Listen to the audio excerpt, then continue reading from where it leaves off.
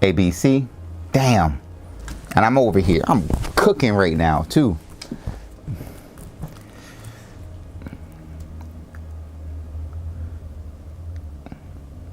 Mic check 1 2 1 2. A, B, C, D, E, F, G. I just got to the part where we said no audio. Okay. Are we good now? Yeah. Okay.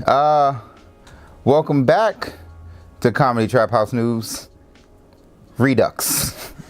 Welcome back to Comedy Trap House News late night edition. We had shit to do today, ladies and gentlemen, and this is what you get. But we finally got some folks that are home. It's 10 o'clock on the East Coast. You ain't watching anything else. Grab a seat. Happy birthday to Pizza Popo. Relax on this co-host thing. It's not for you, dog. This is me. But happy birthday again. Thank you for joining us. Christine, you almost threw me off my pivot. I'm focused. Now, let's start the news. First, we want to say it's June. And we all know what June is. June is a month of celebration. And so I want to say happy Heterosexual Awareness Month. No, that's no.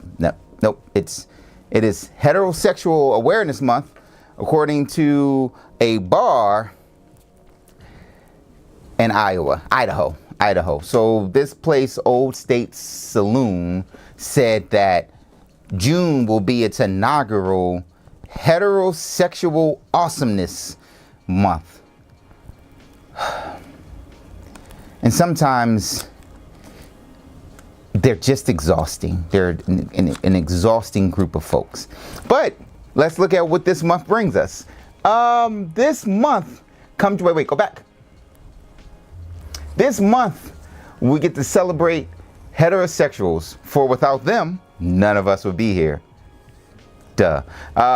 But each Monday will be Hetero Male Monday. And any heterosexual male dressed like a heterosexual male will receive a free draft beer. So I'm assuming when they say heterosexual male dressed as a heterosexual male, they mean this.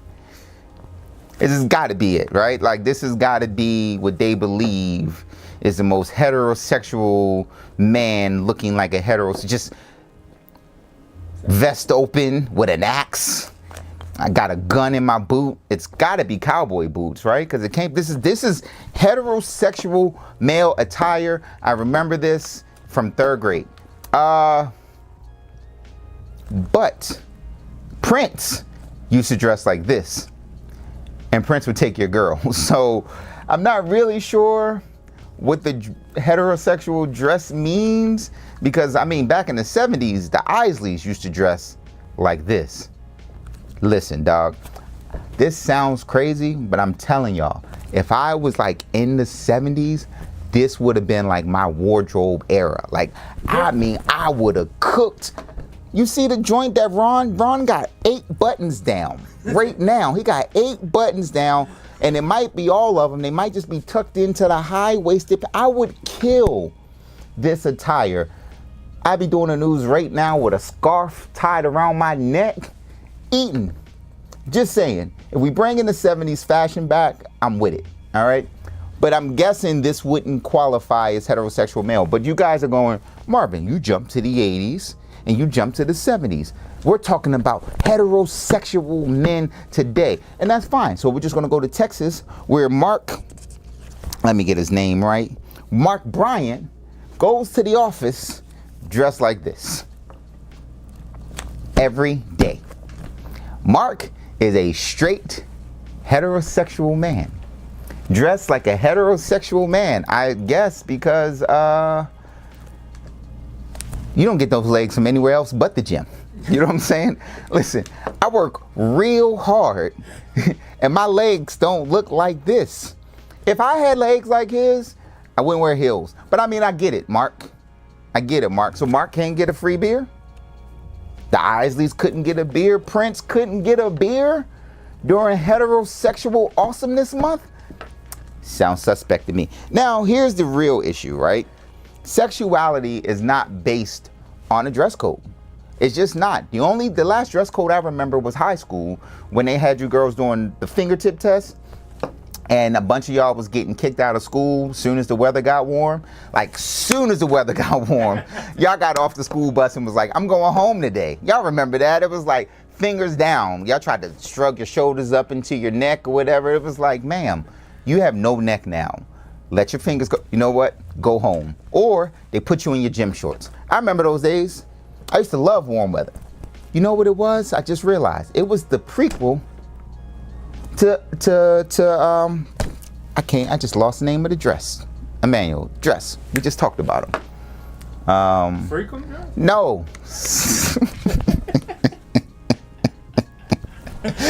Not the Freakum dress. Damn. Sundress season. Oh. Yeah, I'm sorry. I just lost it. How dare you? Y'all were practicing in high school, but this is the last time. This was the last time I remember a dress code for work, right? So sexuality is not based on this dress code. And I know a lot of people are gonna go, well, Marvin, we need to celebrate the heterosexual. Why? We celebrate the heterosexual every day, every day, right? It's just a normal day, right? A normal day, you open a magazine, who do you see? Idris Elba. Guess what? Girls are drooling over him. From where they're drooling, I don't know what set of lips. I'm just saying, they're drooling. It's late, ladies and gentlemen. I'm gonna be completely out of pocket today. You're just gonna have to deal with it. All I'm saying is, you'll go, there's this dress code, there are these things, or we get the religious argument, which is my favorite. God hates sin, and homosexuality is sin, and so it's gotta go away. And these religions will tell you, homosexuality, stone them, bag them up, tie-dye them, I don't know, dip them in acid, get rid of them, right? Praise God. Praise the Lord. But remember, ladies and gentlemen, these, Antonio, you wear sundresses during sundress season? Okay. So remember that these are the same religions these are all Abrahamic religions, right? Which means they're the same religion based on the same God, right? And these are the same three religions that are literally tearing our world apart. Every war that has been fought has been based on these, and I know somebody's like, no, he's not dropping bars. Ruh-roh. Yes, I am, because the truth shall set you free. It's in one of those three books, I promise you. Just look it up. Now, the other argument will be, well, Marvin, the gays are everywhere, right? The LGBTQIA plus 23 taken to the fourth power are everywhere. Yes, they are. They're out. They're around. So what? So are the whites, the blacks, the Asians, or whatever, right? Now, people will go, well, this is an attack. The gay agenda is what the problem is. And the month of June is being agendized by gays. Guess what?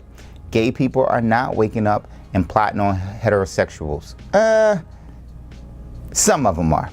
You know, I've heard stories from my brother, and he's done some things. But they're plotting on people they think can be plotted on. But they're not plotting on everyone. They plotting on the dude that works at their job that has a nice butt. But that's not, this is neither here nor there. The real agenda, which everyone is missing, the real agenda is the rich agenda, right? And the rich folks are laughing in our faces, right? Because how do you keep power? You keep the people that are not in power ununified.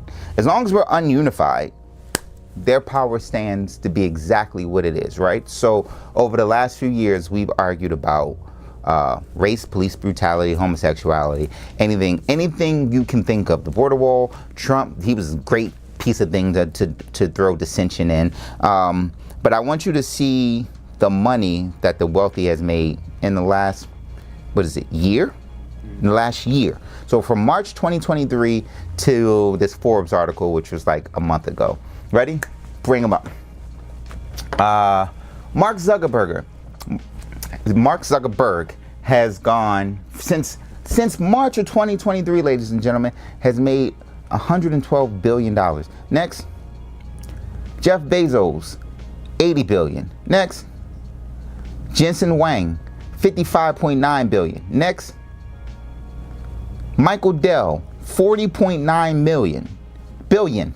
And next, Steve Ballmer, $40.3 billion. Now, there was a point where there wasn't even this wealth that they're accumulating over the year wasn't even the wealth that the planet could generate on its own. Now, let's be fair to Steve Ballmer. He's completely throwing his money away on the Clippers and their lineup. It's tragic what we're seeing there. But outside of that, this money that they're making, right? They're making it in your face. They're laughing in your face. They're doing all of this because we're too busy separated. Ooh, almost dropped my tray. We're too separated over the things that don't matter, right? Like, guess what? The gays are poor. The blacks are poor. The Mexicans are poor. The whites are poor. The whites are poor. I didn't know this. And you have someone that's making $112 billion in the course of 9 months. Elon's on the list. I didn't feel like doing all of them. Those were the top 5 earners. Elon was like 6, I believe. Now, speaking of pride, yeah, happy Pride Month. Speaking of pride, Mexico is actually proud, and they should be. They've just elected their first woman president, and that will be President-elect Claudia Sheinbaum. Now, mind you, she murdered this election. It was a landslide victory. It was, the other person probably shouldn't have ran, but we're going to give her props anyway because it was another woman, and her name was Xochitl Galvez. Now, why did I look down? Because I've practiced this name 477 times because I was like, XOC? What? And then someone was like, Xochitl. And I was like, oh, cool. Because that's not what it looked like. I tried to sound it out like we learned. And anyway, Xochitl Galvez. The Mexicans were able to put up 2 women candidates for their election. And we are digging up graves for our 2 president candidates. It's amazing what sexism looks like in this country. Anyway, so the great thing for Mexico is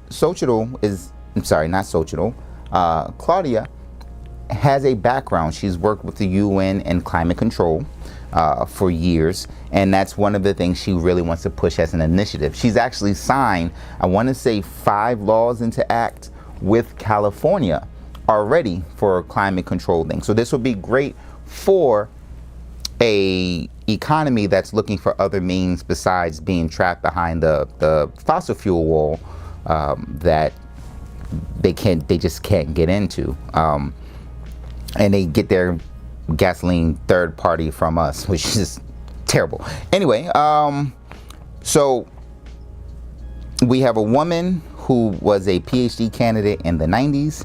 We have a woman that has an extensive history with not just climate control as an engineer, but climate control on a global political scale. So I'm actually excited for Mexico. Mexico should be excited. We'll see what the future changes.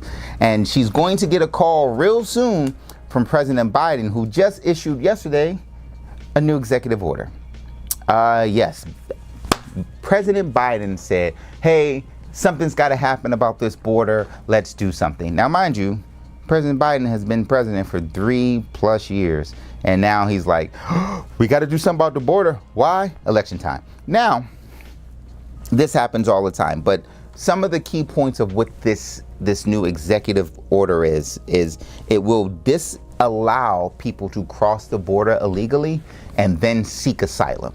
All right. So there are folks that was like, let me just get over the border, because once I'm in the border, then if I seek asylum, you can't throw me back, which makes sense, right? Because if you're actually looking for asylum, you want to get to the safe place first. It's like if you're running from Jason and Jason is strolling behind you, but if you running from Jason and he on your ass and you're like, there's the safe house, you want to get in the safe house and fill out the paperwork. You don't want them to be like, hey, we know Jason's taking you, but there's paperwork over there go sit down, fill out the paperwork, and then come over here and see if you can get some of this asylum. It's just, it doesn't make sense. Who you got, Jason or Freddie? Well, that was a whole movie campaign. So I think if it's a straight up fade, it's Jason. If it's a dream, Freddie can do whatever he wants. Yeah. I lost many years of sleep with Freddie. Jason, I was like, I just won't trip over a branch or a rock and I'll be all right. But I'm not throwing fades or hands with either one of them. The other thing that this executive order will do is it will not allow the processing of asylum until there's been like 14 days of 2,500 or less incidents of people trying to get over the border.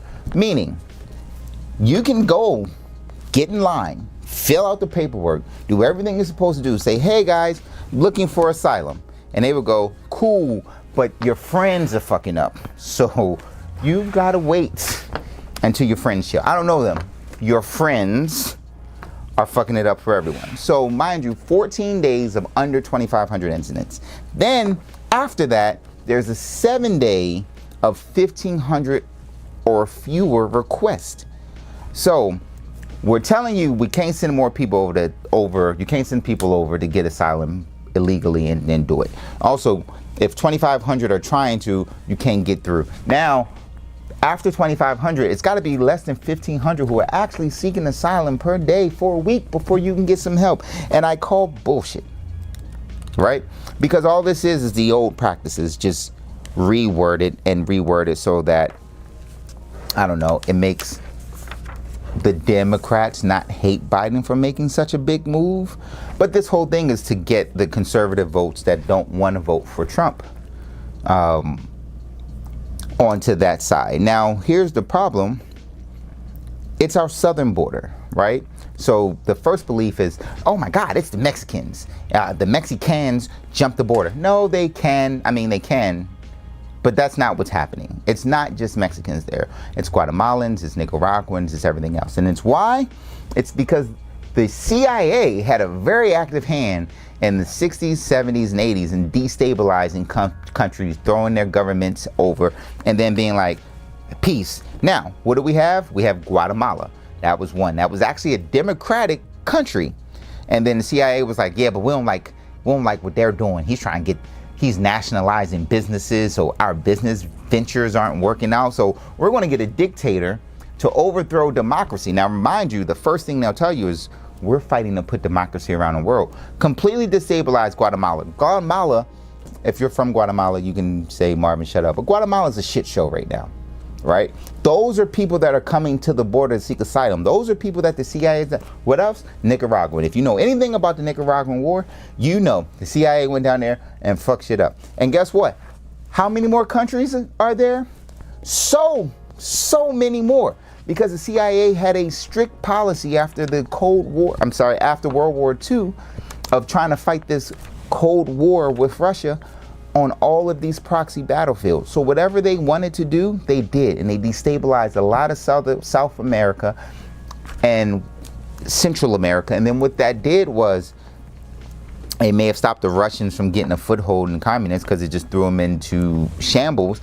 But now these are people who are like, hey, these are crime ran streets. We need help. And we're like, ha ha ha, not at our border. Figure that one out. Now,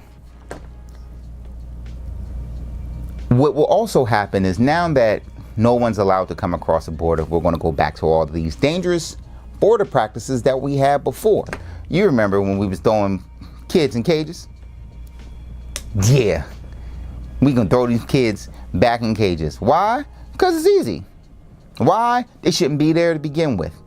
They know the proper paperwork to get in line and get in. No.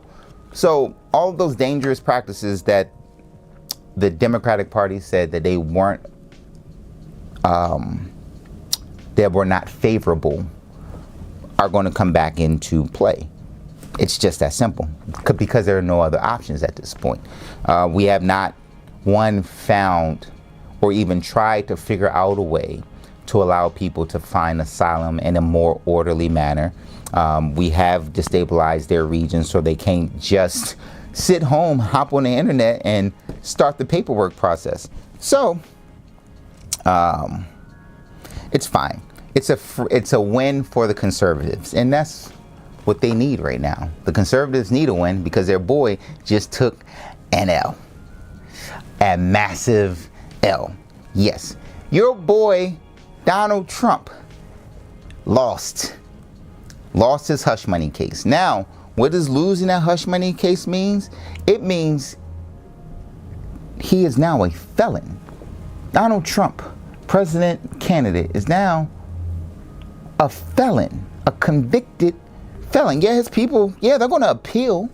You can appeal all you want. I got the whip appeal on you, nigga, but guess what? You are a felon. And it's 34 felony charges. Damn! 34? 34 felony charges? That's got to be like 3 strikes, right? Like, shouldn't he be in jail forever? Forever? 34 felony charges. Now, I know some of you are like, that's what we were waiting for. Now that he's a convicted felon, he can't run for president. False. Because the United States presidency is one of the easiest things to ever be qualified for. Let's throw it back up. The U.S. Constitution states that to be president of the United States of America, of the free world, of 15,000 nuclear warheads, of billions and trillions of dollars in revenue, over billions of people, all you need to be is born down the street, be 35 years old, and have been a resident for 14 years. That is it. No education requirement, no wartime requirement, no just all you got to do is be born anywhere in the United States of America and be here for 14 years and be 35. So, yes, Emmanuel. Do you need a BBL? No. Drizzy already got that on lock, though. Okay. And he's Canadian. That's Good point. So, I've said this before. If you follow the show for a long period of time, you know this is why I'm throwing my hat in the ring for president, because this is absurd. But because of this, but my argument right now is not on felon Donald Trump, right? Convicted felon Donald Trump. My issue is how we treat felons in this country. Because if we're going to have a felon as president-elect and maybe even president, then we've got to change our rules for felons, because right now felons can't hold a job anywhere, right? It's hard if you have a misdemeanor, right? I had a couple misdemeanors in college. We don't need to talk about them. Some shit happened. It happens, right? But you know what happens when you fill it out on paper, and then the first thing they do in their interview, they say, "Hey, nice to meet you. What happened?" And you're like, "Oh, well, you know, this is what happened." This is misdemeanors. Felons have a much harder job and then harder time, and then there are jobs they just can't have anymore, right?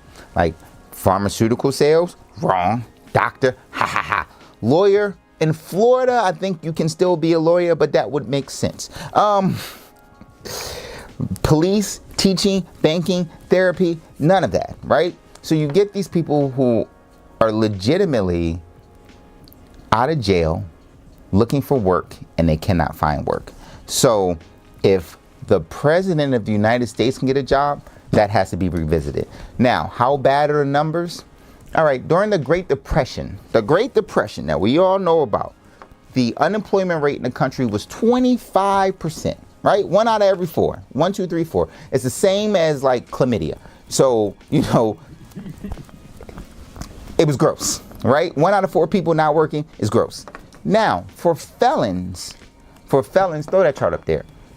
This is the unemployment rate for former felons. That is 43, 32, 23, and 18%. Now, mind you, that is higher than what the unemployment rate is. So they're above, way above the Great Depression line for not being able to get a job. Now, we have a felon running for president of the United States. Now, mind you, the Great Depression is one of the worst times in history. We're talking global depression. We're talking the entire world was like, well, guess what? The way we're running is about to be over. And even right now, they say we're in a soft depression. Like some of you women are in your soft girl era. We're in our soft depression era, okay? Like, take me to dinner, please. Please, because I'm actually hungry and I cannot afford dinner. Help me. Help. Now, all jokes aside, we're dealing with this while Trump is a felon. What Trump should be doing right now is calling his friends. Trump should be on the phone with these niggas that are in Bali right now, talking about no extradition. I'm coming with y'all. Holla at your boy. Or he should be hollering at his other boy who has a... Oh, well, that nigga's dead. That nigga's dead. And I only put those pictures up there so you can know what type of man that you're dealing with. The character of the felon that could be president. All right? Because remember, what should have happened is he should have been locked up and thrown in jail for this. Never forget. Never ever fucking... I told you, anytime I can remind the world that this dude legitimately asked for a coup to take over the country and it happened. Look at those. Those are Trump flags. Those aren't regular people. Those are his folks. His folks. Ladies and gentlemen, never forget. He should be in jail for that right now. Shit. Now, that was all the news we had, but then there were some brilliant things that happened. I just had to talk about it. So, Louisiana just passed its first surgical castration law. Basically saying, if you are a diddler, oh, see, that would have been a great time to have a Diddy photo. See, if you are a diddler and you get caught diddling, you get surgically castrated. Not the chemical things where it's like, oh, it don't work no more, because it might work again. You know what I'm saying? Bye-bye. Jordan, you know, sometimes you just gotta go balls deep. No, so there are a lot of things where people go, this is inhumane, and yeah. Fuck them. Fuck them. If you touch a baby, fuck them. Chop the shit off, please. I have no problem. Chop it off for a public display. Go live. Go live on YouTube. I guarantee you the views would be crazy. Because if you touch the babies, you deserve it. I believe in capital punishment. I think if you are found guilty without a shadow of a doubt, we can get you the fuck up out of here. Right? Like Dylan Roof. Peace. Wouldn't lose no sleep. Right? Now, if it's one of those things where it's a case of circumstantial evidence and we don't got you a smoking gun, then you can't be executed because there's no smoking gun. But if we got video of you walking down the street shooting white people and black people or whoever else you were doing during the time, you know, I got all them. I got feelings about certain things. Fuck them. Get rid of them. Don't care. If you rob a store, take a finger. Let's go back to old ancient Iran. Let your punishment fit the crime. I am A-okay with this. I am happy. I wish I could go to jail right now and be like, oh, you're a molester, you're a molester, you're a molester. Come on, line up. This is for you. I got it. Fuck them. And the other thing, AT&T has also said, fuck them to its customers. AT&T has had another blackout of service. Another one. DJ Khaled, another one. See, the jokes write themselves, ladies and gentlemen. They've had another one. So if you remember just a couple of months ago, AT&T lost service everywhere. People lost money and and AT&T was like, oh my God, we are so sorry. And to make it up to you, we're going to give you $5. They said, I got $5 on it. I don't even know what they're going to do this time. But clearly, they've not fixed the problem yet. And this happens to so many things We don't fix things. We put band-aids on them, or we work around them and say, fingers crossed. So if you have AT&T service and you lost some money, call them. I'm sure they got 5 on it to help you with your problems. That's all I got today. Ladies and gentlemen, we're going to jump into the chat. If you got any topics that you want me to talk about that I haven't talked about today, please let me know. Tell me if you guys like or don't like the late edition of the news, because it's late for some of y'all. Yeah, what do we got? We're not doing Popo's birthday again. We did that. We can skip past that. Marvin is my crush. Yeah, that's what I told you. I got to get back on my pivot. She threw me off. We hear you. Oh, sound. That was the sound check. Listen, I got a vocabulary, dude. Big Juneteenth energy. Listen, the lumberjack is probably the gayest one in all of the photos that I showed. Let's be very honest about it. If you are heterosexual, dressing as a heterosexual, listening to heterosexual, you might be trying a touch too hard. Because I'm gonna let you know now, if Whitney Houston come on, oh, I was thinking Fun Whitney, where she was like, ooh. All right, where we at? Rudy in the back. I ain't with that. Oh, he's talking about the Isleys. This is most heard thing. Yeah, listen, it gets wild. What we got?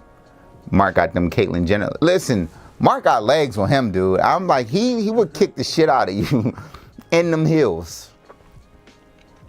Thank you, curly girl. But I'm telling you, I would rock the 70s. That wardrobe, the silks. Oh my God.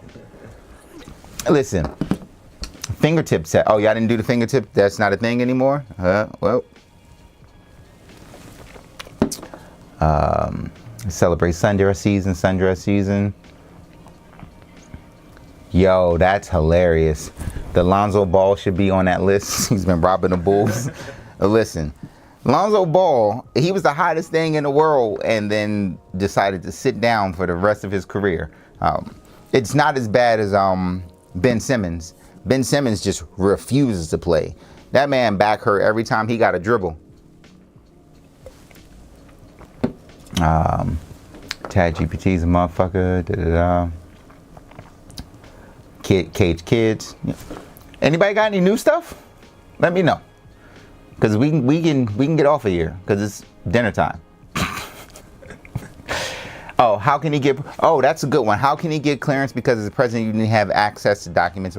He'll get clearance. He's the president of the United States, right? Like, remember, one of the things that they tried to bring up in this case was whether or not he should be immune to all things, because it's like he can't be a president if he's terrified of being convicted later. No, just do the job. So this is what I'm saying. As a convicted felon, you couldn't get a government job, but as a convicted felon, he'll have the nuclear codes. He'll have clearance. They can't stop him from giving clearance because will be the chief executive of the military. Like, he's commander in chief. Yeah. Who's going to take his clearance from him? No one. Like, really, as a felon, he should not be allowed to run for president. Like, there are things in the Constitution that we refuse to touch, and then there are certain things that just kind of make sense. Like, you should have at least a GED if you're going to run for president of the United States. And I feel like a GED is kind of low.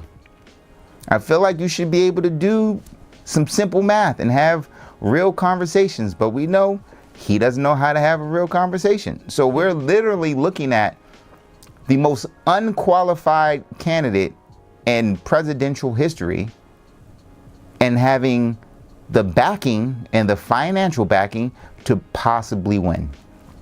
Fun times. Yeah, going down. Yeah. Florida catches its own strays. That's not on me. That's on them. Yes, I am. Antoinette, I am way more qualified than both of these gentlemen. And I tried to do a campaign. I tried to raise some money on my own. And I think we raised $100. We tried, ladies and gentlemen. We tried. We said, hey, we're going to start a GoFundMe. And I was like, let's just see what happens. We raised $100 and Trump raised $55 million in 3 days. So I can't keep up with the spending. You got to get hit with a brick. A brick of Coke if I want to make some money. Shit. Where are we at? I vote for you. Thank you. Cool with the CTH late night edition. All right. Manny hit that Whitney note. Yes, he did. But no, he cannot sing. All of those are correct. That's hilarious. I played more games on 2K than in real life. Real life, you've played more games in 2K this year than he's played as a career. Ultimate government job. Thoughts on the 2025 project? I have not touched on it yet. I will not half-ass it. I'll put it into the next episode of news. We'll talk about it, like for real. Yes, James. This is live. You know, the title says Comedy Trap House News Live with the red bubble that says live.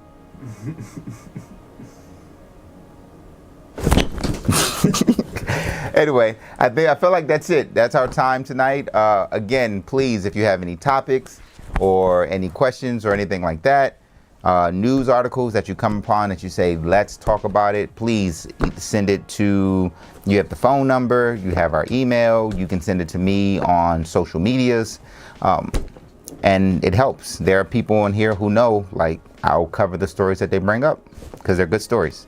Anyway, that's our time. We'll do this again. We'll see what the feedback is on if we should do this late or not. That's our time. Peace.